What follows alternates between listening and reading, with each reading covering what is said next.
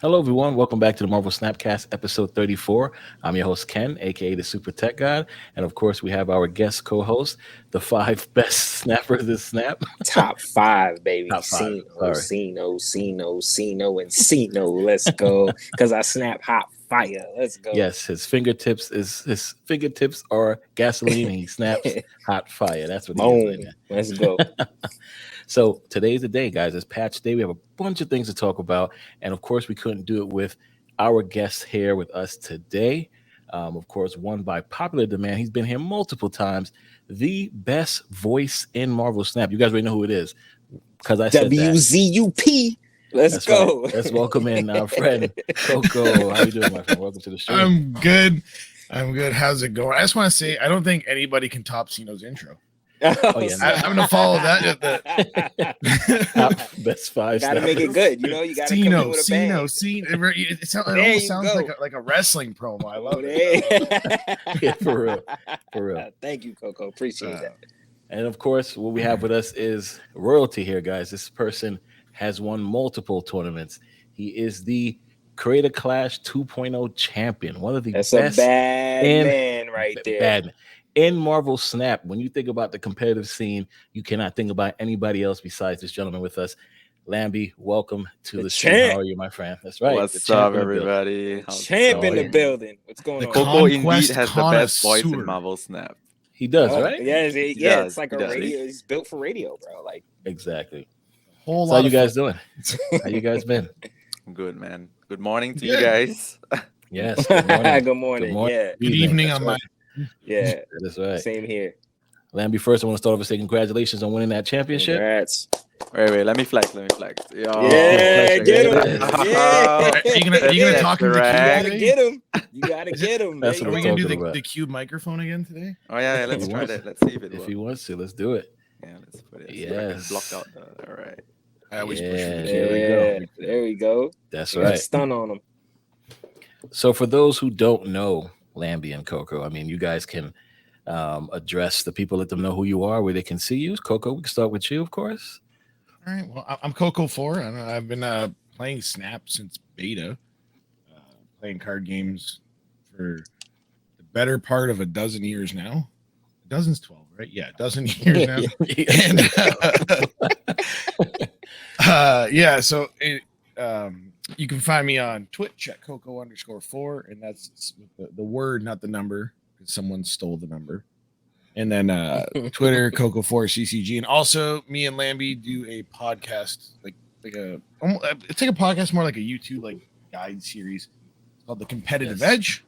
That's right. Yeah, that's what I do. That's where you can find me. Awesome. All right. And Lamby, let people know where they can find you. How'd you get into Marvel Snap, etc.? All right, so I got into Snap after I quit Hearthstone earlier in this year in January. But enough about Hearthstone, more about Marvel Snap. So you can find me on twitch.tv/Lambyseries TV. I stream normally about 10 p.m. EST for 4 times a week. You can find 10 a.m. EST. You can also find me on twitter.com/LambySeriesGG and recently on Threads at Lambyseries. Awesome.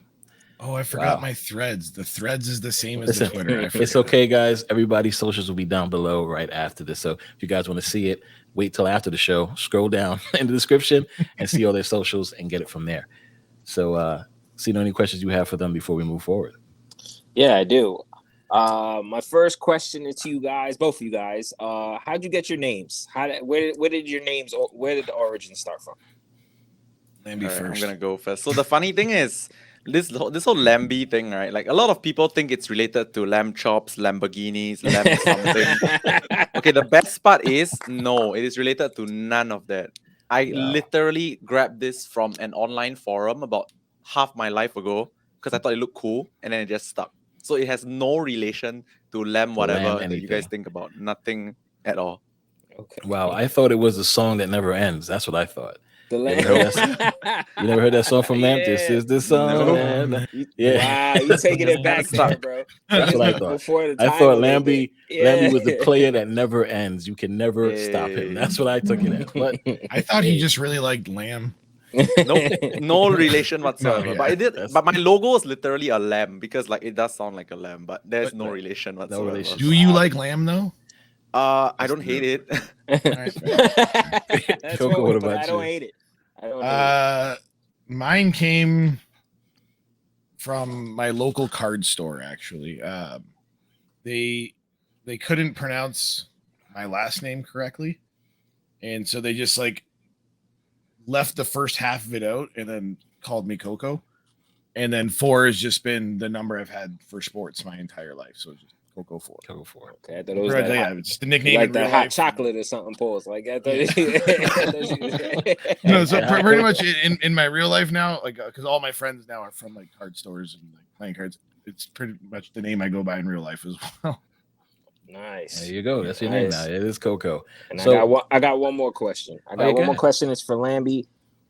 Congratulations on your win on Creator Clash out in London, man.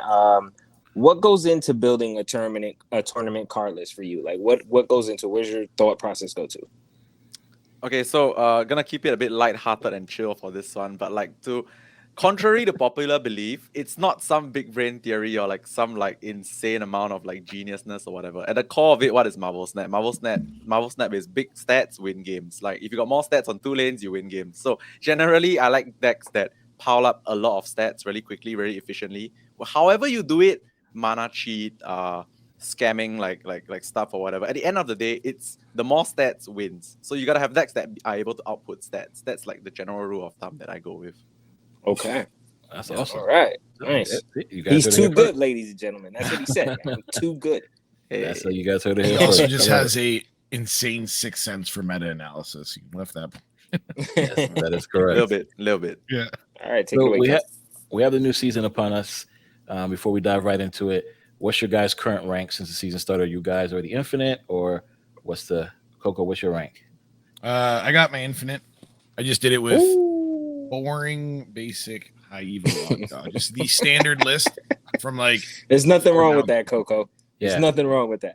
For me, it was the easiest ladder deck. I didn't want to think too much. I didn't want to have to like sit there. It's ladder now. Ladder was boring. It's kind of boring. So I was like, you know what? I don't want to have to think. I don't want to play bounce. I just want to slam stats and snap in my hands. Good, leaving it. There you go, Lamby. What about you? What's your rank? So I'm currently rank 100 Infinite. It's not gonna go any higher because nobody got time to play ladder when you play Conquest, right? That's it. It's gonna be at 100 for the rest of the season, and I got it with Bounce. Took me pretty quick because Bounce is just the best deck right now. But yeah, it's not gonna be higher than 100 ever. I promise you. I totally get that. Trust me, Conquest mode is the way to go. But that's awesome. Yeah. I am at 90 because I like to play all different types of decks and enjoy talking with the people in chat. So I need to pay attention going forward. So tonight I will be playing. Ken loves that tilt. He loves that tilt. Yeah. We're gonna stop it. I'm gonna Ken's always got the spice too. Anytime I've queued up to you, I'm just like I never have any. I can never get a read on what the hell. I like to do different crazy things, especially with the season cards. So I'm at 90. He's the SuperTechGod. He's the That's super right. tech. That's right. Super tech indeed. Back with the tech. So did you guys end up buying the Phoenix Force, the Battle Pass card? Yep. Okay, what do you guys think about it? Did you like it? You think it's one of the best Battle Pass cards, or what was your take on it? That was sarcasm, right? One of the best battle class cards. Zabu exists. That's true. That is right. Okay, Phoenix Force is personally I think it's borderline not good. Like I try to make it work, but I feel like every deck that I put Phoenix Force in, like the deck is better without the Phoenix Force. Yeah. So like I gave up. Good point. Wow. Yeah, I think Phoenix Force only works with move, but Coco, go ahead. So I like so I do pair it the same thing as anybody. I think it's borderline not good, but I think it's interesting. Mm-hmm. It's fun, and you can like do some creative stuff with it. I was trying to remember Queenie released a Thanos version of the deck where like the idea is just you play a turn 5 vision that also draws a card. But my opinion, Phoenix Force, I honestly believe Phoenix Force could have been a 4-mana card if Zabu didn't exist. It should have been a 4, I think. Being at 3, that feels insane. I think but like I think it could have easily been a 4. If it's a 4-4 or a 4-5, I think it's actually playable. Yes. Yeah. Agreed. It's my whole problem with it being 5 is in a meta full of bounce and lockjaw and nonsense, you are losing so much tempo and you're not really gaining much upside from the move. Yeah. And also your best target dies to kill monk.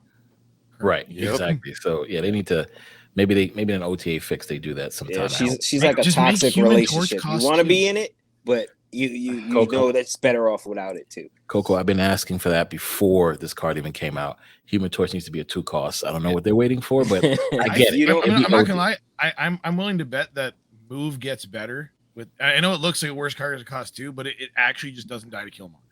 Right. The same, if Killmonger didn't exist, Human Torch moving around would be just like insane. Sad. everything's gotta have a counter, guys. Like, Yeah. you know what I mean? You're trying to avoid the Killmonger. It's like it's better if it just was 2. Killmonger would never kill it. We'd be There you fine. go. It has to have a counter though. So, Well, you got Shang-Chi, right? Once it moves twice, it's Shang-Chi. you guys are evil, man. So Jean Grey came out this week. Ongoing players must play their first card here each turn, kind of the reverse of Morag. Did you guys get Jean Grey? Yeah, I haven't yet, but I have 2 spotlight caches left. Okay, Right. so Lambie, you got Jean Grey. How you feel about her? I got it, and I got the variant as well, the Phoenix Force one, which gives me even more reason to want to play the card. I've been trying to make it work in a few different decks. So far, it's been okay, definitely better than Phoenix Force overall. But like, I don't think I have found a deck that like completely makes it insane. You know, it's just like Right. an okay card. It's not bad for sure, but like, I don't think it's currently in a spot in the meta whereby it will like game break because Bounce is around and Bounce plays around Jean Grey so well. Yeah, very well. I totally agree. I used her in a couple of decks. One Surfer, of course, because she's 3 costs. But I had the most fun in a Galactus deck, being able to play her on 4, or 3, and then play Wave on 4, and then having our opponents have to play in that location. Was able to actually play Galactus early where they have to play in that. So it was pretty good. I definitely like her with Galactus, but that's about it. I definitely tilted that night after playing Jean Grey.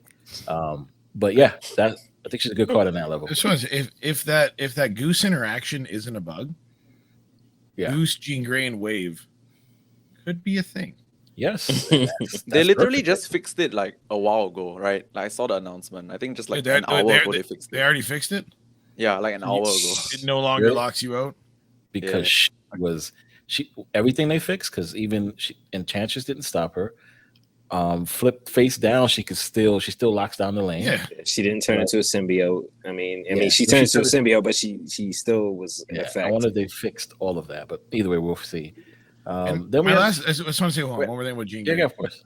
Is there potential? Hear me out. For Jean Grey in a move deck, like you know, like the Molt combo move decks. Think about it for a second. You can force your opponent to always put power into one lane, and you can play your stuff and then just rip it out. Yeah, I mean, yes, if you play her in the middle or right, yeah, I see that. Completely have not tested, have not built a deck. I was just wondering if The problem is, back to like Lambie says, bounce though will just destroy it. yeah, but I think any card that comes out right now, you have to just accept that bounce will destroy it because like that deck That's does the everything meta. you want to do in Marvel Snap like the best. It puts Yeah, stats. I got an unrelated question. I just realized something. SuperTechGod, did you used to play Yu-Gi-Oh? Yes. You know how How'd I you know? figured that out? Like the moment he said flip face down, something There you ticked go. in my brain. I'm just like, hold up. I'm Yes. just like, hold up. Yes. Yes. A lot of Yeah. Yu-Gi-Oh. Dual Force, Same. Master Duel and Duel Links. A lot of Duel Links. Oh my gosh. But yes. Oh, and same. and the physical cards too. So me and my son used to play a Aren't lot. you a fan of like the OG format, like Goat I Control am. stuff like that? Yeah. Come on, I'm a big Blue Eyes player. You know that already. But I like some of the new Blue Eyes cards though that help with it. So, but yeah, definitely. There big, was a big- Blue Eyes format like 5 years ago where they had like Yeah. a bunch of support. That deck was Yeah, the Blue Eyes support even now is phenomenal. So I mean, yeah, definitely. Did you yes. tell him what we called you, bro? Seto Kenya. We used to Oh, call that's this right. guy over here. Exactly. Yo. We used to call this guy Seto Kenya. Yeah, because that's all I used to play, man. That was good times, man. Yu-Gi-Oh was good Oh, that's times. awesome. Indeed. But yeah, so we have a bunch of new cards coming out. Echo, which is after your opponent plays an ongoing card here, remove its abilities. I think Echo will be a great card. She's a 1 cost, which I think all 1 costs are becoming the best cards out there. How do you guys feel about Echo? Are you guys excited to get her? What cards you guys are looking to kind of stop besides Cosmo? She got to be Every time I look strategically at, used. go ahead. No, go ahead, bro. Alright, every time I look at this kind of 1 cost 2 energy cards, I get reminded of the fact that I thought Snow Guard was good because it's a tech card. I thought it was gonna be freaking Effect Veiler kind of level of good, but no man, Snow Guard was Effect Veiler. trash. But so I think this card, at least it's a lot easier to use as a tech card, like a one cost like disruption thing, because firstly you can just plop it on the board and like it's just there to disrupt, right? Your opponent knows it's there and then they have to be careful of it. So I think it's definitely a lot easier to set up as compared to something like a Snow Guard. So with the fact that it's also cheap one cost, there's not a lot of downside to playing it in your deck other than the slot. So yeah. Yeah, I think priority will be good too. If you get priority and guess where they're trying to play that card, it'd be good too. But yeah, go ahead, Coco. What's your thoughts on Echo? I was just gonna kind of pair like similar sentiments. I don't know.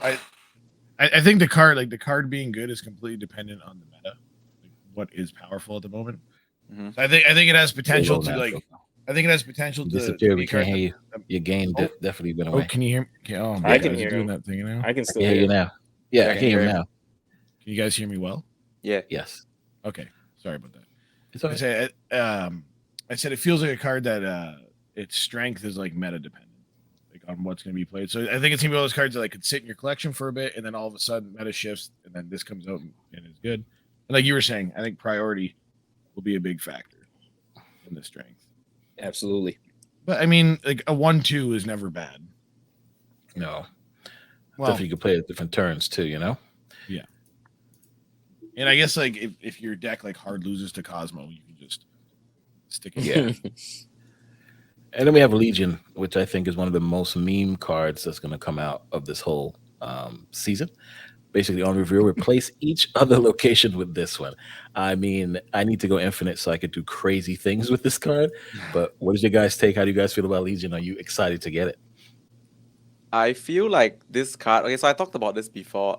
Obviously, everyone thought about the whole like flooded location double thing. It's kind of That scary can't work. That can't work. No, because if you play her on 3 and you play him on 5, the only way it's going to work if you could get him cost less. Oh yeah, that's true. Then by the time you play him, it's flooding. So you change it back to flooding, then everybody still has a turn to play that last turn. That's true. If he was a 4 cost, I think they thought about it. If he was a 4 cost, yeah. I guess the stat line is fine for this card. It's like aero stats and everything. I'm quite curious to see how this card pans out. But I feel like at the core, when this card releases, even if you don't find a deck to like play it in, you need to like know how to use this card, because like this is one of those cards that feels like if it's randomly generated, it can destroy you. So like you kind of just need to know, you know. For sure can randomly just steal games. Mm-hmm. Absolutely. Mm-hmm. I think it'll be cool because it's just like, I don't know. I always like chaotic stuff. I don't know like at a competitive level, but as far as like for enjoyment, chaos is just great. Where it's just like play something, see what happens. Yeah, yeah, and just go crazy. I'm just thinking about Death Domains and Altar of Deaths is gonna be bananas. Oh, yeah.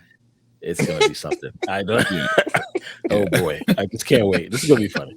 Then I think one of the best cards, or the best cards, I think that's coming out in this season is Mirage, which is on reveal. Copy the lowest cost card in your opponent's hand into your hand and give it +2 power. What do you guys feel about this card? Are you guys excited? It is a better Maria Hill. I think this card is good. Like, firstly, it's like low cost enough to be actually splashable into most things. Like this card can be like one of those Iron Led style cards. Like you just put it in your deck because like it just goes in, right? It's just a 2/2. Right. Also, the fact that like Coco said, it's a better Mariah Hill because firstly, it copies a card in your opponent's deck, so it's actually a card that like your opponent would want to play. And secondly, it gets the +2. And lowest cost just means that you get to play the card, right? Like you know you're not gonna copy like a 6 cost thing that doesn't get played. You're gonna copy like a 3 cost, a 4 cost. That's something you can play on curve. That's what I said. So like, and if you see a 6, you're winning. It just moves out your curve regardless, you know. Like you're gonna get something definitely playable. And also, any card it copies, it automatically puts it above rate. Yep. Mm-hmm. So you just get a 2/2, which is Marvel Snap, I guess, a fine stat line. Because like 2s are like historically not great. Can you imagine if you grab a Brood with this? That's insane. If you grab a Brood with this, Oh my goodness! A Brood or like even like a Jeff. Yeah, anything that is like Jeff, a 1/3 Spider Ham, a 1/4 Iceman. It's just there's a lot of good stuff. A 1/8 Demon. Yeah, 1/8 Demon. I mean, if I get a 2/3 Psylocke, I'm not mad either. You know what I Yeah. mean? Get the extra energy and a little buff there. Like, I'm not upset. 2/2 Hitmonkey. Oof. Yeah, man. It already comes with stats. Like, Don't forget it's 5-2 Iron Man. literally or something. a 2 energy +1 that also gives it attack. Like, You put in 5-2 Iron Man. Yeah. Oh my god, yeah. Yeah, we can go all night, guys. It's gonna be crazy. It's a good card. It's a good card, guys. I think it's gonna be the best card. Yeah, and also like it gives you the info of like what they're playing. Oh yeah, exactly. Right, like it gives you. I can't. I'm just when I saw this card release, I was going through my head just like trying to find scenarios where it's terrible, and like it's just not, because like even the worst 1-drop in the game gets better with a +2. Yes, that is correct, and that's why I think this card is gonna be the best card this season. I'm So we'll see what excited for that happens. one. Me too. Yeah. Cannot wait. And Now, it's splashable. You can kind of just throw it in. Put it It's like, anywhere. oh, I need a card. Just toss in a Mirage. Just Exactly. Toss in a Jeff. 2/2 cost. This is we're gonna see what happens if that game breaks the meta. And it put in a bounce deck. What happens then? Many free cheapo cards. Oh my gosh. Yeah. I don't want to think about it. You guys didn't hear that. Delete that. No bounce deck. Please stop. Do not put in a bounce deck. Today is patch day, ladies and gentlemen. You guys are getting this podcast on patch day or the day after. And we have some awesome things to talk about. A lot of cards got nerfed, buffed. Cards we expected to see did not get touched. And cards that we did expect to see got tickled. So let's This guy. real quick. Yeah, it definitely got tickled. It wasn't touched at This all. guy, man. All right, so today's patch, we got a bunch of cool, awesome things. They definitely put out the Spotlight Cash. We'll dive into that shortly about that. We have premium mystery variants, which is a big surprise. Didn't expect to see that in the store. We have some new audio and art for the game for Shuri, Infinite, Sabretooth, Agent 13. I was able to see Shuri earlier. Pretty cool little hologram she does over herself and then highlights the card, so that's pretty cool. And then, of course, the balance updates. Now, we all knew High Evo definitely need to get nerfed somewhat, especially with being a 0-3 Wasp and Hulk being able to get to 20-22, depending how many turns are in the game, as a 6 cost, which I think is not fair because my favorite card, the Infinite, you have to skip a turn to play it. So if they kept Hulk the way he was, I think they should buff the Infinite, make him a 25 power. Nonetheless, I'm not going to rant on about it. Jesus 25. Christ. Let's get into it. I've been hearing this Yes. for a while, guys. Come on. This is like the How can that 1,000th be? time I've heard this. 25. This is the first Buff time the I've heard homie anyone talk Infinite. about Infinite. I need 25 power. I need 25, yeah. So we have High Evo being nerfed. Not even with like Wasp. 22. He didn't even like be No, reasonable. 20. You just went, Just went straight for 25. 25, yeah. You want that Come on. quarter. That's Yes, I crazy. do. Let's make it happen. And you play Infinite on Shuri, you get a 50. Let's do it. Come on now. And then And you you lose get every other Taskmaster. lane. That's fine. At least you got Gotta that be- 50. You got that Listen, 50 you though. got that 50. There you go. All right. So Wasp. So now Wasp used to be on reveal, afflict two random enemies with -1, making her essentially a 0-3. Now they kind of changed that to where it's only afflict a random enemy card here with 1 negative power. So now it's not 2, just the 1, which I think makes sense. It is fair. This is a great. She was fine the way she was, man. All right, we know how you feel about it. Coco and Lamby, how you guys feel about this nerf? I like it. A 0-3 is so above rate. Yeah, It was just Not you too, insane. Coco. No, and you look at it in the context of like Lockjaw and stuff. It's just that's I know it was so fun. See, that's you just want to suck the fun out of the game, bro. Like, yeah. Everyone would complain about Hulk, which I agree Hulk need to be touched, but I firmly believe that Wasp is the best of them, All right, so or the thing was is- the best of them. So Yeah. I'm gonna like sort of agree with Simo first, which is I love 0-3 Wasp. Dude, it's See? just like the number. Wait, hold up. I loved it. The number one thing I like to do in Marvel Snap is play cheaper cards. Like I like to scam energy. It's super fun. So Mhm. 0-3 is insanely good, but at the See? same time, 0-3 is also broken, man. So like when it went down to 0-2, okay, we keep saying 0-3, 0-2 is because it's basically 0-1 plus 1 plus 1. Yes, yeah, correct. 0-2. But like 0-2, I feel like it's not like, okay, so it drops from 0-3 to 0-2. It's not like you're gonna stop playing Wasp, right? Like you're Right, gonna still right. play that card for sure. Of So I course. feel like it's a fine nerf. It's not gonna make the card less played. It's obviously strictly worse, but like it's not gonna drop the play rate, that's for sure. Right. It's not going to leader it. Okay. It was played shots now. You just get. It was played without that effect. It would always be good. Well, Sino said 2 shots and like he disappeared. He got to stop talking 2 shots out here. That's what happens. Hey, he's back. He disappeared again. All right, no worries. So Evolve Hulk, right, was a 6/12 with ongoing powers of 2 if you didn't spend any energy, which again, like I said, you know how I feel about it. Now, they said he has to be on the field. They gave him the Morbius and Null treatment. You have to be on the field or in your hand to achieve that power. I don't think that was a nerf at all. I think it was definitely a tickle. They didn't really touch that card or do anything special with it. What do you feel about it, guys? What's your take on the Hulk? Wow, you didn't like me talking bad about the nerfs. I get it. You just kicked me out. It's all right. I'm sorry. With the Hulk, I think it touches it enough to notice a difference. I don't think that. I think honestly, I think this is a healthy way to approach balancing because they're not killing the card. It still does stuff, but it takes away those random scams where you go like Lockjaw Wasp into a Hulk that comes out as like a 20 already, right? Or you do it on 3 and it comes out as like a 16, stuff like that. It also eliminates the whole if you've drawn Chavez out of your deck and you're trying to top deck on turn 6, it's only coming down as a 12, not as a 20. It's no longer just like a big old lane stealer that you can rip. Right. And then it still leaves you the benefit of if you do happen to open it, you get full value. But now it can also be touched by Shadow King and things like that.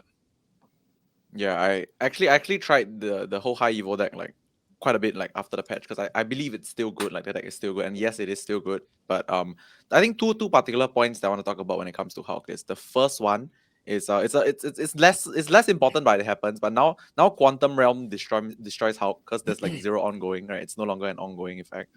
So that's one thing that changes. And secondly, I think from a competitive standpoint, I'm a bit more afraid of playing against Evolved Hulk right now because it used to be that you can know for sure, right? Like if they float energy on X turns, you know how big the Hulk will be. Now you got to think like, oh my gosh, is this in their opening hand? And if it's in their opening hand, isn't it big?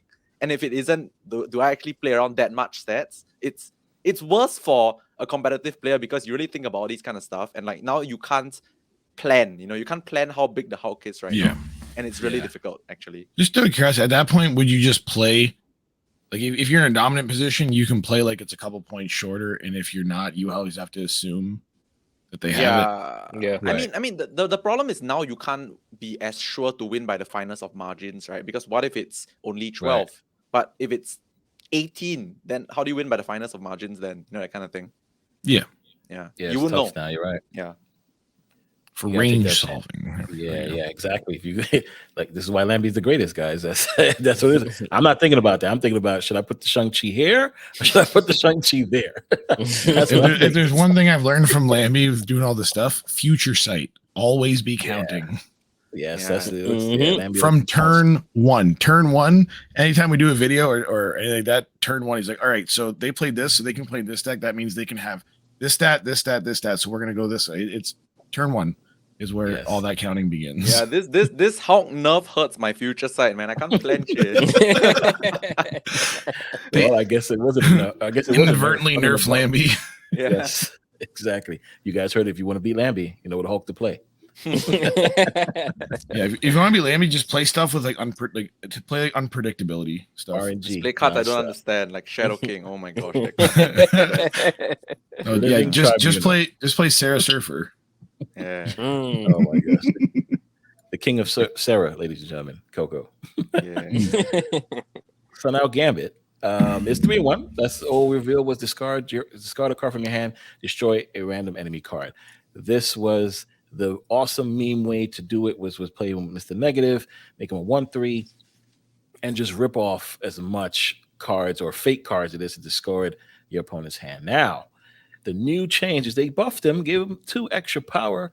I know Sino doesn't feel that 2 extra power matters, but now you must have a card in your hand to discard. No, it's a saying that me and Ken have. Like he was just telling me about all the nerfs and stuff, and as I'm complaining and going off, He's like, yeah, but it's okay because Gambit's a 3/3. And I'm just like, oh my God, all is right with the world because Gambit is a 3/3. So that's just so every time someone goes, I go, it's all good, bro. Gambit's a 3/3. So everything's okay. I think I'm not gonna lie, I kind of think Tech's right with that. I think it's a 300% power increase. Yep. It makes the card more playable in discard. Because like, up until this, it was just resolved to Mimi Wong strategies. As a 3/3 that will serve your engine and then also like do a minus for your opponent, it's a thing, right? Because playing out a 3/1 and a random destroy, if you don't hit the right thing, you just lose tempo like crazy, right? But at least now you're getting the stats. Like I said, a 300% increase on stats is always something to consider when you're looking at the power increase there. So I think it's better for discard decks, worse for people trying to do like the crazy shenanigans. Worse for people trying to be Exodia, man. But Yeah. Exactly. Yeah, okay, but my personal take on this is I'm gonna be like I'm gonna agree like 100% with SuperTechGod here. Like I think this is my favorite change of the patch. Like firstly, change for me. It's my favorite. It's my favorite. Why? Okay, why? Firstly, I don't believe in discarding air, man. Like that whole being able to discard air thing. Please, that makes sense. But like that's the Yu-Gi-Oh player. You can't pay the cost. Exactly. Okay, but secondly, also 3/3 means you can play it on curve if you really need to like snipe random things, right? Can you imagine sniping a random Lockjaw in high evo Lockjaw? Just dumping it out there on 3. It's 3/3. You kill the best card in the deck, and like. Okay, so I don't know when this podcast is going up, but I actually have brewed up a deck that has Gambit in it that is actually quite legit. So maybe it will be in time. Maybe. Okay, I will see. Yep. Listen, don't spoil it. Let them see it. Let them see it from you. Let them see it from you. But yes, I agree. And now it also gives you that need to have to play Swarm or APOC with it, and have it make it do what it has to do. I think this is a great change. I'm very, very excited for it. Especially with playing with Nakia now. Nakia being back to buff your whole hand. That is my favorite. That's the favorite one. Yep, that's my the second favorite one. Yes. Anybody who played in beta, yes, thank you. Knows. We go back to beta where Nakia buffed your whole hand with swarms, and you have Wong, and you have Nakia was +2. Was it +2 in beta? It was +2 in beta. Yeah, it was +2 to your whole hand. Yeah. And Okoye cost 1. You see how fun that sounds? With Okoye, see how fun that sounds? Stop nerfing cards, guys. Wasn't Nakia 2? Like Okoye 1, Nakia. No, Nakia was still 3. I think she's like a 3/1 though. She's a 3/1 that buffed 2 power to your whole hand. Yeah, then they had to make Okoye. They had to make Okoye a 2 because Okoye was the top 1 cost card. Turn 1, but shades of Kelseth, man. Like turn 1, buff your whole deck. Yeah, everybody plays Okoye turn 1. That was it. And turn 2, you play whatever you had to. Turn 3, you play Nakia. 4 was Wong. 5 was Hell Cow. Wow. two mana Hell Cow. Yes, two mana Hell Cow. So you just go ballistic. Yeah, Hell Cow was a 2/6. Hell Cow was actually like a problem for a long time. You have 2 mana Hell Cow, 2 mana Lady Sif, and 3 mana Ghost Rider. Those are the best days. And then you play Sarah, so you get like a 1/6. Those are the best days, guys. I'm telling you right now. Being able to play Lady Sif Ghost Rider on turn 5 and get Infinite. Infinite again. Yes, Infinite, yeah. You can't forget the Infinite. No, for me, it was those Sarah turns, man. Being able to go turn 6, Sif, Rider, Hell Cow is like 9 + 6 + 4 plus 9 + 6 + 3 + 4. And then pull out the Infinite, right? That's just bananas. That's fucking guy. Like that was just bananas. So we'll call it the Infinite podcast. That's what we exactly. So yes, we'll skip Mystique for a second. Let's get into Nakia since we all love it. Yes, that is so true. Nakia now is a 3/3. They gave her extra power. Extra cost. Sorry, I was right. Extra power. But now she gets to buff your entire hand +1 power, not the leftmost cards too. I like it. With your entire hand. I think it's great. What do you guys feel? Yeah, you guys, everybody's in agreement. This is a great change. I like it. I don't think it'll be as impactful as I want it to be, simply because Bast exists. It does. And pretty much in the decks that you want to be doing that with Nakia, right? From what I don't know the math for sure, but just from like looking over the cards, most of the cards just get a bigger buff from Bast. That is a good point. it's at least playable now, because my problem with Yeah. Nakia in the past was that, okay, so Marvel Snap is a 6-turn game, guys. You don't have time to augment your hand to choose which 2 left cards you want to like make bigger purposely, right? Like it's a 6-turn game. Like you don't Nakia was too targeted like before the change. So like now you can just slam it on 3. It's probably a worse bust, but like if you're playing decks that have just a lot of tempo in general, like you don't really care what you're buffing, right? Just every deck, like if you're playing cards on curve every turn, anything that's like one more stat will matter, and Nakia lets you do that. So I think it's a very good change. Plus the fact that she's actually a 3/3 herself, it's a very valuable stat line. Could consider it in like Surfer or something. So, With this also, yeah, either Surfer or like just like good cards pile. yeah. Like like the Stature, Darkhawk, Black Bolt stuff. You just have a Nakia on 3, stuff like that. Wow. Bast on 1, Okoye on 2, and Nakia on 3. Here you go. That's crazy. That's crazy. That sounds good. Just go full boat Shuri Black Panther as well, man. And there you go. And there you go. Have the whole and have Umbaku in there just to come out at the end. There you go. I'm almost positive, Tech. Did you not have that as a deck? 100%. I did the the first entire game. Yeah, you were forever. playing. Yeah. And then play Infinite. And then play Infinite at the end. There you go. Yeah. Infinite's Black Panther. It's all the Black Panther deck is coming back, ladies and gentlemen, just because of this buff. And then we have Mystique, which now is new gameplay change. Now triggers on reveals and copy ongoing cards. Yes, so cards like Electro and Soulstone, that ongoing ability now can be copied. Now I don't know what anybody wants to copy play that ongoing, but the Soulstone is pretty good. I think that's a good copy. So if you want to put Mystique now in a Thanos deck, you can, and copy the Soulstone. But Electro, I don't think anybody's trying to copy that on reveal. But that's pretty good. It puts her in line, like they say here, with Absorbing Man. So not a bad change at all. How you guys feel about it? I think it makes things make more sense. I think I think it's like just one of those changes that's like it's supposed to be like that kind of change, you know. Like I feel that just makes sense. Agreed. I think they do this, and then like they have like some random card that they're making right now. It's just gonna be like a cracked ass ongoing and on reveal out of nowhere. Mystique just becomes like the best thing ever. Oh my gosh. We still need a card that can Zabu 5-cost cards. I think that would be the best way to go. Oh, that's fire. That would be so good. That is dangerous territory. That's so dangerous. If I could Zabu my Sarah to play Sarah on 4, I'm like, yeah, it's so dangerous. Zabu your Iron Man, sure, why not? Yeah, Zabu to try. Listen, make it a 4. Actually, we are getting a Zabu for Iron Man. We'll see that later, but it is there. Oh yes, we are actually. You're right. Yeah, absolutely right. What's up? We'll talk about that card shortly. So text only updates, of course, this makes sense. I guess you just want to make sure that everything is worded properly versus than what it had prior. So these cards didn't really get any nerfs or buffs, just the text change to match up with everything else that is either in the game or coming out. So that's totally fine. Then, of course, we have a bunch of bug fixes and things that came up, which they kind of handle. So the list is shorter than normal, and that's pretty good. So I'm happy that they did that. Now, I didn't get a chance to play with the patch. Like I said, I did play one game and see Shuri.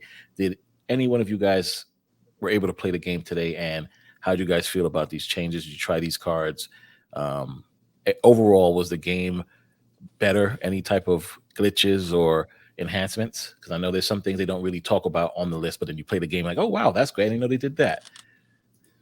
No, this is my first time sitting down and stopping since work. Oh, yeah. I literally just I logged in on my break to do my caches. Yeah, and that's all I've done so far. Right. Okay. For me, I think I played a lot with like the Nakia Gambit stuff because I was very excited for the change. Like I think it actually makes those cards a lot more playable. They are decent now.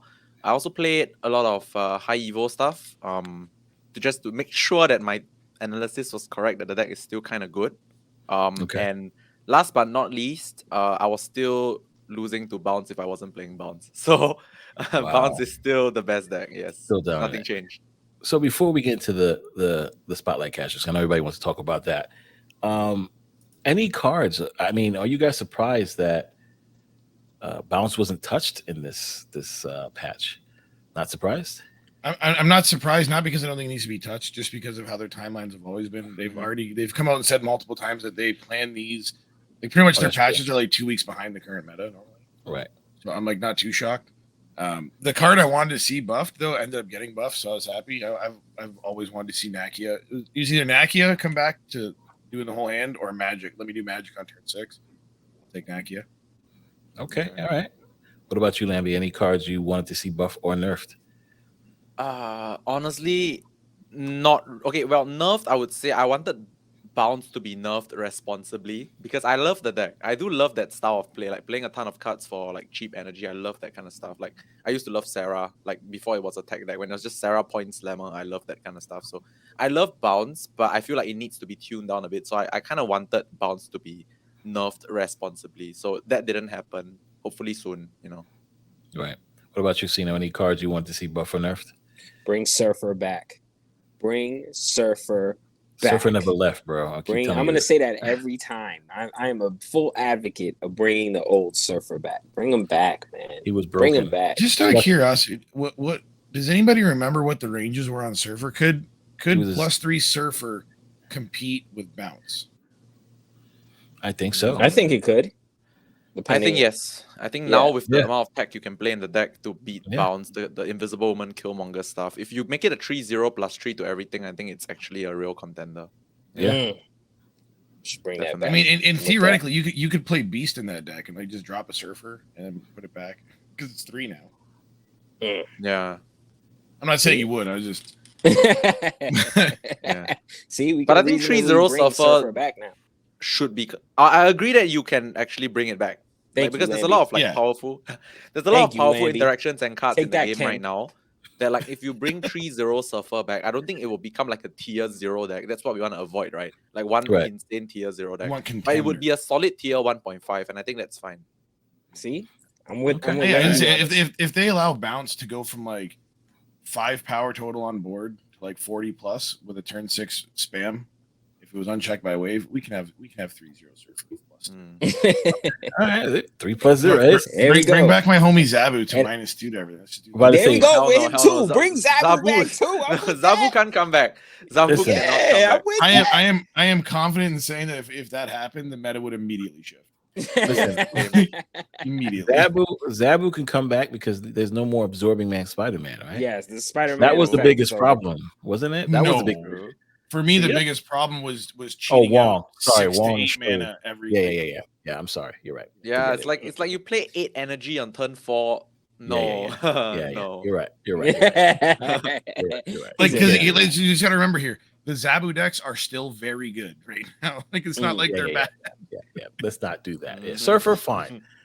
Since Bounce is out here destroying the world, and High Evo is just doing crazy things, why not bring power? So will we make Surfer a 0 power still now? Because he's a 3/2 right now, right? You just want to be able to hit him with negative. That's all. That's the setup he's doing here, guys. He loves negative. He'll say Infinite's his favorite card. He's a total liar. Loves negative. Just wants to do negative all day. Mr. Negative is just my be negative. He just just negative. That's his favorite card. Mr. Negative is fun. Listen, that Sarah Negative is the card, the list that got me to Infinite my very first time. When Sarah was like a 4/4. Oh, that was negative serotonin, right? When you had a 5/5 Sarah, 4/4 Mr. Negative. Oh yeah, I played that. Yeah. Listen, I gotta love negative. Lamby, you played in beta? No, there was 5/5. There was 5/5 Sarah recently. No. I'm talking about Mr. Negative used to be a 4/4. 4/4. Yeah, oh no, I didn't play that one. Oh, that was crazy. Mr. Negative was that was. You know what was annoying is that was the last card I got on my collection track in beta, and I got to play with 4/4 negative for 3 days. Damn. But in those 3 days, that was probably the most disgusting Marvel Snap ever. It was bad. That was way too good. Listen, it was with Rogue, right? Yeah. 1/3 Rogue. 4 Nothing mana could double beat dino. What card was good too that we don't play anymore? Like Punisher. Was it Punisher or Captain America? Magic. One of those. You used to do Magic on 6. And I think Captain America too. We used to play in that card list, or Punisher. No, Punisher. Because Punisher was there as filler until you had complete collection. Yeah, it was crazy. It was good stuff. But that's who needs to be buffed though. The Punisher. We need to buff Punisher. That card used to be. I remember you played Nakia in it. Yes, I don't think you could buff those older cards. Because it is Series 1 and Series 2, you want to give new players those type of cards to play with. Just make them more exciting to play. There's nothing wrong with also extra power. The 0/4, the 4 cost 0 attack Devil Dinosaur. Yes. Formerly a 3-0, but 3-0. then got Oh my nerfed to a gosh. 4-0, then nerfed to a 5-3. Yeah.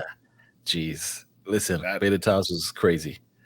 Lamby, I think you would have loved playing in beta because every single deck was stats. That's how every game was. There was no Yeah. I mean, no funky. If you try to do like the funky effects, no, it's just I'm bigger. Who's bigger? I mean, if every deck is broken, then nothing is broken, right? So I think I would enjoy it. Like, I would rather play like a lot of broken stuff than like only underpowered stuff. You know, like if everything was broken, then that's cool because it's all fair still. The actual biggest problem, I know I ask for it all the time, but like turn 6 Magic was a problem. And I think it'd still be a problem if it came back. That is such a one-sided play where it's like my opponent's gonna dump their hand. I'm like, no, you're not. Yeah, it's almost like when you storm Magic, the Magic lane, and you just cut off your opponent from getting his turn 7. It's almost the opposite effect now. Now it's like, no, I can do it to you. Especially when you're playing like a negative deck that where we're talking like the cheap Devil Dinosaur, Nakia buffed everything. Okay, Okoye already buffed everything. Yeah, we don't want that. Nova Carnage +2 to everything. Yeah, we don't want that anymore. We got to stop. You remember when Cable was the best? Cable was at one point the best tech card in the game. Yeah. Because if you took your opponent's Moon Girl, Carnage, or Devil Dino, you won the mirror. Yep. You get an extra one. Yeah. It was the best tech card in the first month. Wow. We got to do a podcast about all the beta stuff. Memory lane. Yeah. we got videos. We got pictures. I wish Lamby got to play that because like I know how much he loves like the stat dump and like doing the crazy stuff, and everything was undercosted stat dump. Let's tell more. Yeah, 3 mana Moon Girl, 3 mana Devil Dinosaur, and Devil Dinosaur was a 3-0. Let's ask Second Dinner to put out that a beta game or the beta. Nova give us Nova access used to to give +2. Yeah, that's what I'm saying. Basically, you're saying us Second Dinner to give us Marvel Snap Goat format, right? Yes, that's what I'm trying to say. Yeah, they should. They should give us GOAT format. That'd be perfect. I think we'll have a blast. Yeah. Speaking of GOAT formats, Spotlight Cash is out. I've seen a ton of tweets, people putting out cards and variants. The variants are just wow, shocking me right now. I think they're taking my title as the best variants owner in Marvel Snap because I see some variants. I can't wait to open my caches tonight. But I think Second Dinner delivered on their promise of getting Spotlight caches to get everyone to be able to have a standard chance to get all the new cards that are coming out weekly, as well as Series 4 and Series 5 cards, and the added bonus of giving people variants. So far, I know people who've opened their Spotlight caches and got Jean Grey on the first time. So that's pretty awesome. I know people that got, Living Tribunal, people who got the variants. This is a great way, I think, card acquisition to help all new players and people who play the game, stopped, left for a little bit to play something else, came back and want to get back into it. I think this is a great way to do it. And the fact that they're giving us a month in advance of what cards will be and variants will be out that week is phenomenal, because now you can actually save up your caches for that week in hopes to get the card that you want, or just grind out and play the whole, every week and try to get at least 40 caches. What do you got? What is your take on it, Coco? I know you love card acquisition stuff. What's your feel? I like it overall. I really do.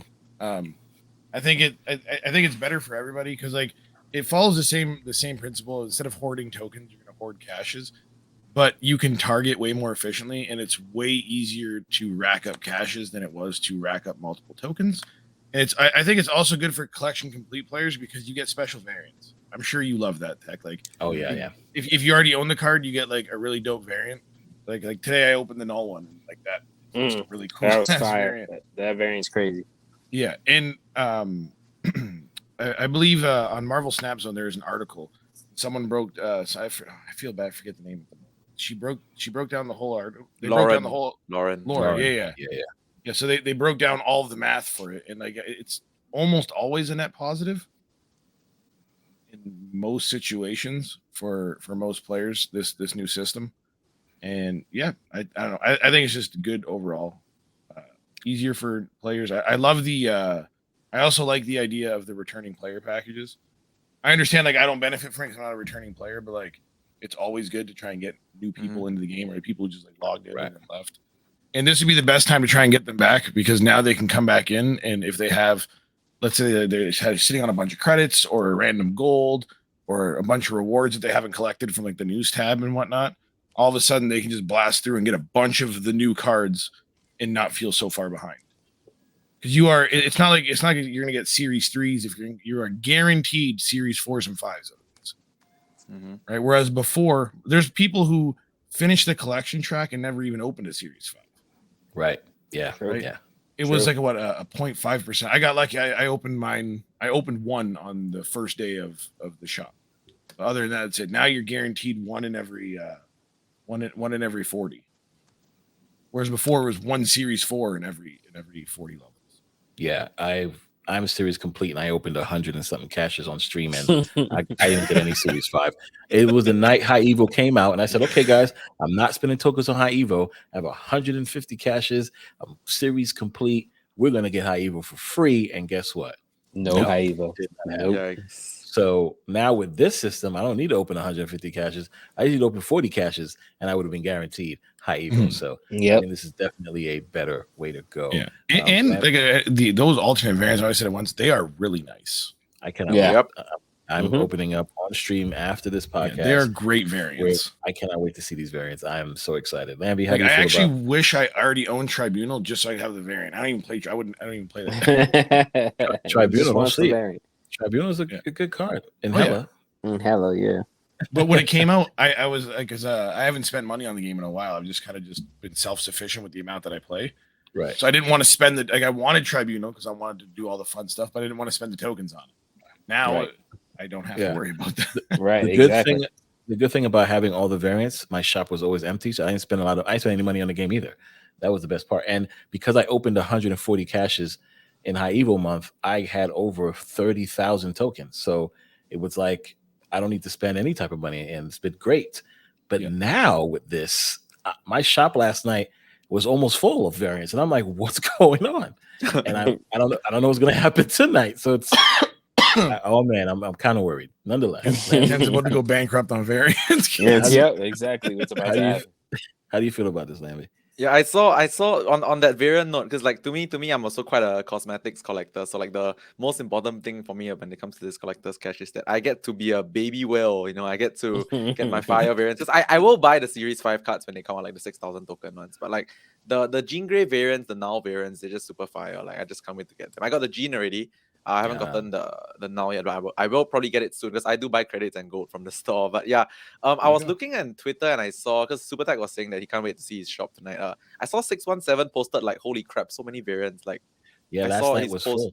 Like 14 variants out of nowhere. I'm just like, whoa. He pulled a ton of variants from the regular caches today, and I'm just like, I can't wait for tonight. I had Christmas. 100 caches. It is Christmas in July. I had 100 caches yesterday. I don't know, day before yesterday. I opened 50. I was like, I just need to get 50 just in case I need to stack up on these tokens. I don't think I should have done that. I have 50 left. We're gonna see what variants I get tonight. But last night's store was beautiful. So we'll see what happens. Sino, how do you feel? I know you're not wailing at any level of this, but you've been playing since October. You've got a great collection. How do you feel about this new Spotlight cache change? I think it gives the new players, gives a fair shot to get all these cards, and I don't think they had that opportunity before. I mean, if you could stack up your tokens, you could get there, but now it gives you an opportunity because you're going to be playing the game like crazy. You'll get caches like crazy. You'll unlock, and you'll get a fair opportunity at owning Jean Grey and Living Tribunal and everything that you probably would have had to work 10 times harder to get before. So I'm open to this new cache system. All right. So do you guys feel, Lamby and Coco, Sino, you too, that this new cache system will allow players to be more competitive now that they can actually get almost every card? Yeah. Yes, I agree. Okay. I think it's a very good quality of life change, actually, in the right direction for sure. Perfect. So we got more competitive players now. This is going to be, oh man, I can't wait. Snap's going to take off like it was in the beta time. That's what I think about. I think about being able to open up. I like the beta acquisition. Yeah. Able to know that cache is a card. I can't wait to get there. Was the best feeling ever. Yep. Yeah. Now they brought that back. I'm just pumped about it. Like from a personal standpoint, I'll always prefer just being able to target what I want. Yes. I understand that Snap is never going to be designed that way. That's the thing. So I know like at the time I complained about it, but then looking at like the other things they've tried to implement, going back, I miss the idea of like new card. I know that once I go up this many, boom, I'm getting a new card. Boom, I'm getting a new card. Yeah. Right. So even if I decided to whale, at least I knew that whatever money I spent, I was getting cards. This is going to be great. I cannot wait for a week from now, a month from now, to see where everything is going. And I hope they don't change it. I think they did a great job listening to the community. So let's see how it goes from there. Now, Creator Class 2.0 is out in London. I'm sorry I couldn't make it. I definitely want to meet Lamby in person and the rest of the crew. But you guys put on a hell of a show. Shout out to Kawa making that happen. Him and Raven was awesome on the mic. Appreciate them doing that. That was phenomenal. Lamby, you watching it, going into it, and I said, all right, I'm definitely backing Eggs, right? Because I want her to make it far and win. Yeah, Eggs is my girl. Harry won last year, so I was like, all right, Harry versus Lamby. That's the first thing I said. That would be bananas. Because I already knew. I'm like, Lamby's phenomenal. Look at this. Lamby goes that match against Den. I'm like, okay, there's no way. It's over now. Oh, damn, Lamby lost. That's crazy. Damn, I really thought he had it. And I'm watching it like, Lamby's coming. The comeback is about to be real. Wait, hold on. What's happening? The comeback is about to be real right now. And Lamby just shattered dreams. That's what I'll call him now. He's shattered dreams to me. That's his Gold name. Dust. Yes. Exactly. Shattered Lamby dreams. Dust. We'll call him Lamby Dust. There you go. Shattered dreams out there. Took it all the way. Won the championship again. Congratulations. The question I had for you was, being there and experiencing in real life tournaments, was this your first one for Marvel Snap? Or did you go to any other? Okay. For Snap was the first and only one. Perfect. So that versus being online tournaments, what's your experience? Which one do you like better? Is there any difference preparing, etc.? All right, so clear cut. First thing, I came from physical Yu-Gi-Oh TCGs. I competed at Worlds at Yu-Gi-Oh. Okay. I played Hearthstone, like LANs before COVID. Any day of the week, LANs over online. Enough said. Like Wow. It's beautiful. Like the thing about LANs is I actually have more age playing live as well, because like I come from like a very strong card game background. I used to do poker as well. So like sitting across the dude and seeing them and noticing subtle reactions and things, it helps me win more. So and that is the competitive side of things. Like I like LANs more for this specific reason. And the other thing why I like LANs more is like I like socializing. I feel like getting to meet the people behind the screen, getting to meet the people that you talk to online, getting to meet the people that share the same common interests and you can vibe with is like one of the beauties of card games that is like, I wouldn't say underrated, but I think it's one of the more important parts of like the social aspect of card games, So I feel like anytime there is a LAN that is accessible to me, I will want to be there compared to online. Online is fine. It's convenient, right? But like at the end of the day, I think the social aspect from card games is very important. That is awesome. I definitely like that. That's great.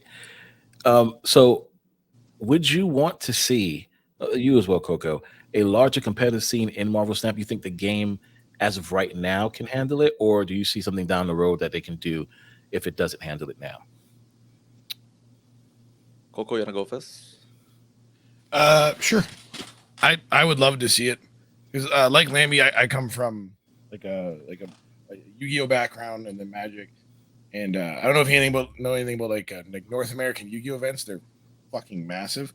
I love going I love going to like a multi-thousand person event and just seeing a room full of nerds ready to play cards. Or like even around me, like our regionals, which are like the lower level, we get like 300-400 at our regionals easily. And I would love to see that for Snap. I think it can be done. It's either going to require one of two things. It's either going to require somebody who has a substantial amount of capital to float a circuit series, or we need backing from second dinner to invest in the esport, which I don't, judging by like how they've done everything, I don't think they will, because they seem to be more of like the casual geared. Yeah. So I think it can be done. I think it's there. I think there's enough people who'd want to do it. But if they were to do it just based on like how expensive travel is, I think they'd have to do online circuit series events with qualifiers, and then you go, and then so this way at least either if you're a sponsored player, you're more likely to get the money for your trip, or if you win your invite, you could be like part of the prize pool could be like a ticket to Yeah. wherever the invitational is. But I for sure would love to see it. Yeah. So I agree Absolutely. with Coco. I think like the model. Okay, before we talk about the feasibility, I think the model should be like online to offline, right? With the online qualifying prize being a ticket to the event live, right? Right.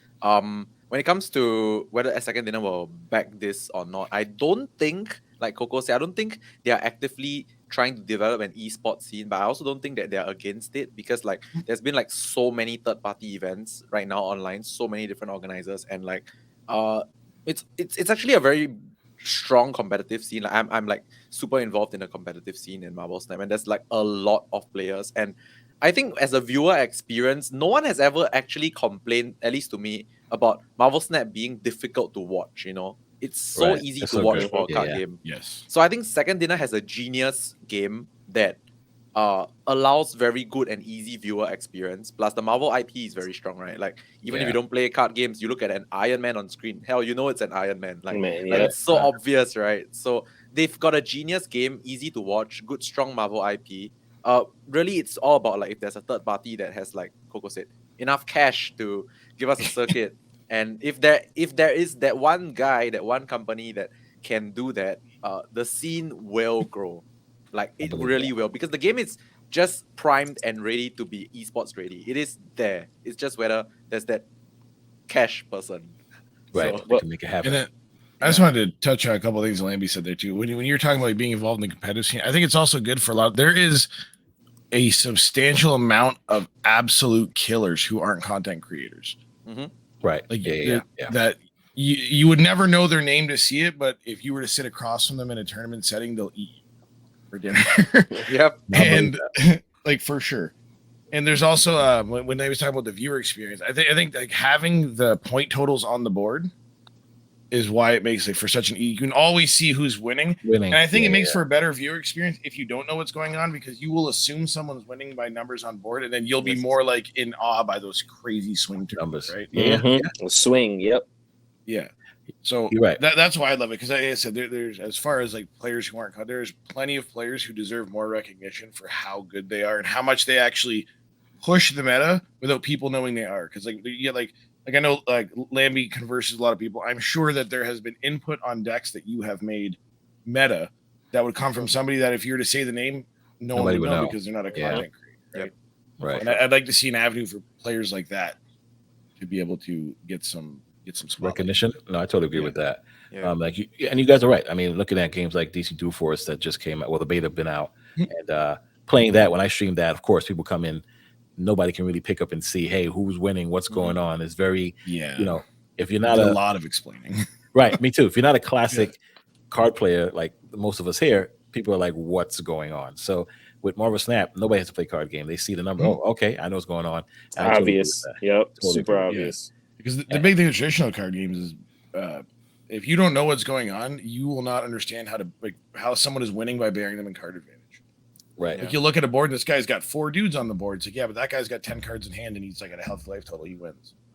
And like that's hard for a viewer experience to unless you know what's going on. Exactly. Totally agree. And speaking of that, you guys have a podcast or TV show, TV series. We'll call it a YouTube series called The Competitive Edge, right? TCE. Yes. Yeah. So how do you guys come with this awesome concept? I mean, I watched episodes. You guys are out there training. Well, Lamby's training Coco sometimes, and showing him how to play the card list properly. And I'm like, this is awesome. This is great. And of course, who does the thumbnails for you guys? It's all Coco, man. Coco has a stash.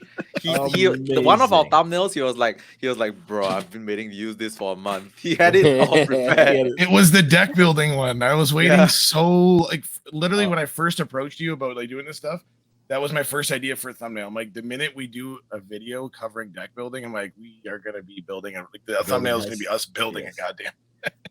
Best voice and thumbnail maker in Snap, Coco. There we go. I with the thumbnails, I just didn't want to copy because like so many people will look at like a Dexter or a Cozy who were unique when they first created it, and then they'll just like carbon copy what they're doing. Oh yeah, and I just don't think that's the way to go. Yeah, I see a lot of people copy. They got first mover advantage, right? They were already there, so like they should do our own thing. Yeah, that is true too. Yeah.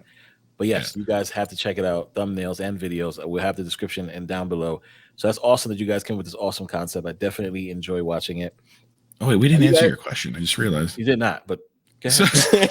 So wait, what was the question even? he was asking how it you started. guys We do the just said concept? we got thumbnails. Yeah, we got them thumbnails. How'd you guys get started with this awesome concept?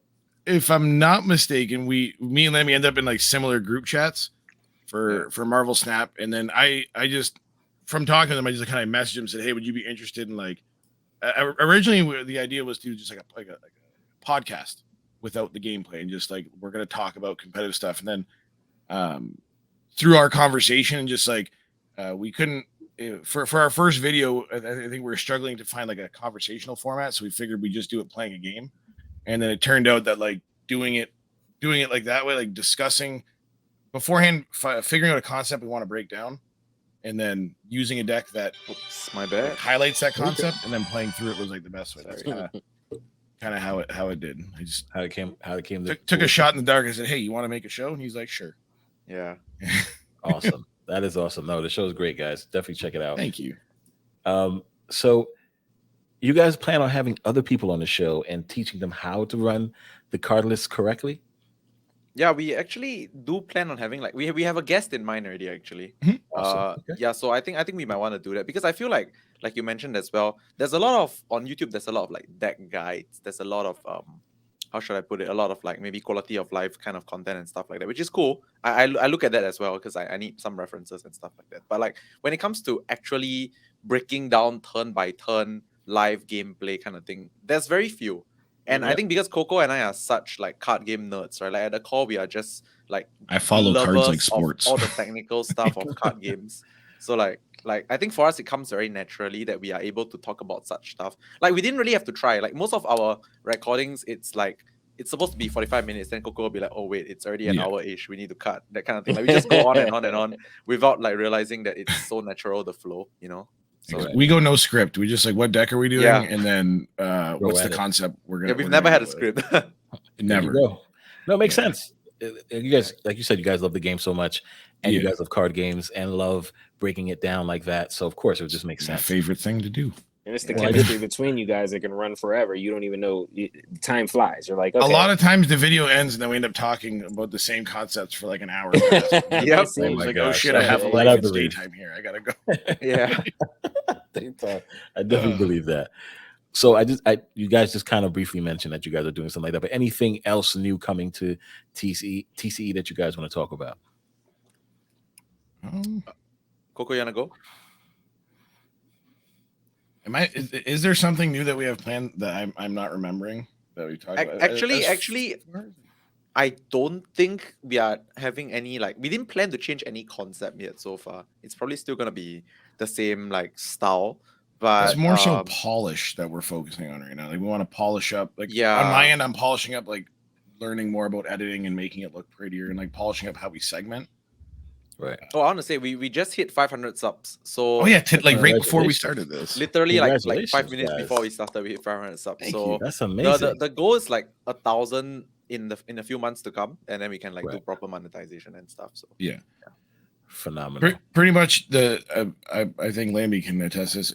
Once we hit our 1,000 subs and the stuff, if we have proper monetization, the quality can like increase because then we can start working with like better software, and then Right. I can learn how to like make real good videos.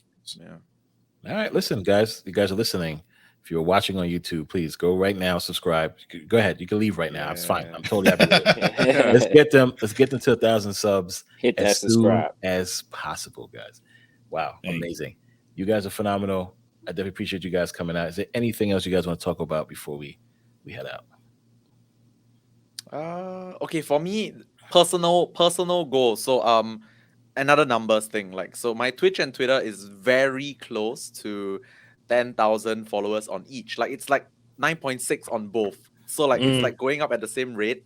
Right. So I have a plan for like a Omega huge giveaway when I hit 10K on both. So once again, if you guys Wow. can follow me on these platforms, like I'm planning to give away quite a bit of stuff when I hit 10K on both. So yeah. Go follow Lamby. On yeah. both Let's of go. on all the social medias. Go all of them. follow Coco Yeah. and Down Lamby. below. Down below. Yeah. Coco, what about you? my goals, I guess, are a little bit lower than that because for me, content creation, this stuff is like a hobby.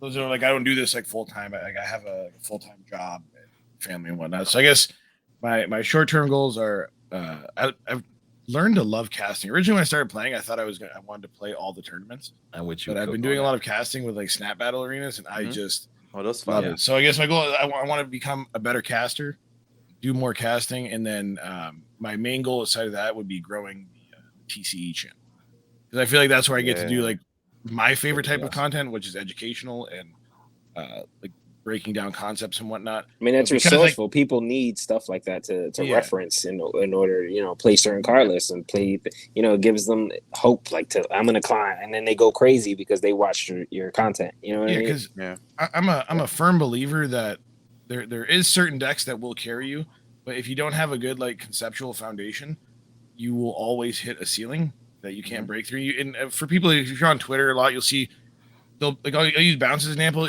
There's a really big dichotomy in the community of people who think bounce is not good because they play it and lose all the time, and people who think bounce is in like the best deck. And I think that split comes from a conceptual misunderstanding from people who are losing with it. That deck requires, like Lamby says, future sight, pre-planning from turn one, purpose-driven plays, and every play has to matter. So I guess, that's why I like doing the competitive. And again, because I don't do the content full time, I can either focus on doing it solo or focus on doing that way. And I love making videos, so I'd rather. I totally get that. Coco, listen, like I said, you got the best voice. I want to cast with you. I definitely, same thing. I didn't expect to like casting so much. I want to step my game up as well in casting, but let's do it. Yeah, bro. Let's make it happen. I'm down for that. That voice, got to make it happen. Thank you. But yes, I'm definitely going to dive into the game after this. I definitely appreciate you guys coming out. Lamby, again, congratulations to you. Thank you. That's phenomenal. Are you going to be at Creator Clash 3.0? That's the next question. So the best part is I would be really excited for Creator Clash 3.0. I would be more excited if it's finally an Asian country because we did US, we did UK. Right. Pretty sure we can find one. I mean, the Snap scene in Asia is decently big. In Korea, it's popular. Huge. In Singapore, it's popular. Yeah. In Philippines, it's huge as well. So I've already paid like $1,500 to fly across the world. So it's time for someone else to pay $1,500 to fly. To any consolation, yes, I have been bugging Cal. I'm like, come to Canada. I have access to an esports arena and a production. That's right. Come to Canada. Listen, because the first one I had to play remotely, and then Cal wanted me. I got invited to the second one, but like, there's no way in hell I could have like made that flight and whatnot. Come to Canada. So that's interesting. We should, but you got to understand something too, Lamby. The persons that fly the furthest normally wins Creator Clash. Yeah. So I don't know if you want people to come to change your title because whoever's coming from this side of the world, like, that's true. That's true. Depending on the time of the year, I'm coming. So I won't cast. I'll try and play. So you got to think about that. I remember Harry flew like 12 hours the first time. I flew 15 hours. It's a trend. That's wow, bro! You gotta beat, bro. You gotta keep doing it. So what I'm gonna do is I'm gonna take a plane and fly around Asia and come back. It's actually so funny to say this. When I used to go to Yu-Gi-Oh, like YCSs or regionals, one of the first questions I'd ask my opponents is, "Where'd you come from?" And I would, based on how far they traveled, sometimes I would use that as a precursor for how much I'm going to respect their turn. Oh wow! Oh yeah, I mean, makes sense, right? Like if someone sits across from me and says, "Yeah, I'm from like somewhere 12 hours away," I'm more inclined to believe they brought a really good deck because like who's going to travel 12 hours all that way? Yeah, just to do nothing. Yeah, you're right. You're absolutely right. Well, guys, thanks again for coming out. Totally appreciate you guys. I hope you guys come back again. We definitely got to bring you guys back on. This is super fun for me. I love myself today. Go follow Lamby. Get him to 10K, y'all. Let's go. Yes. Get him to 10K. Also follow the competitive edge, guys. We need that 1K there so we can ka-ching. Yes. Yeah, there you go. Listen, links will be in the description. We're going to put it at the top, right? We're going to have the title and then the description of their socials. So you guys have to see that. And please definitely give these guys a follow. Enjoy their content. It's amazing. And guys, thanks for hanging out with us. Catch you guys in the next one. Thank you for having us.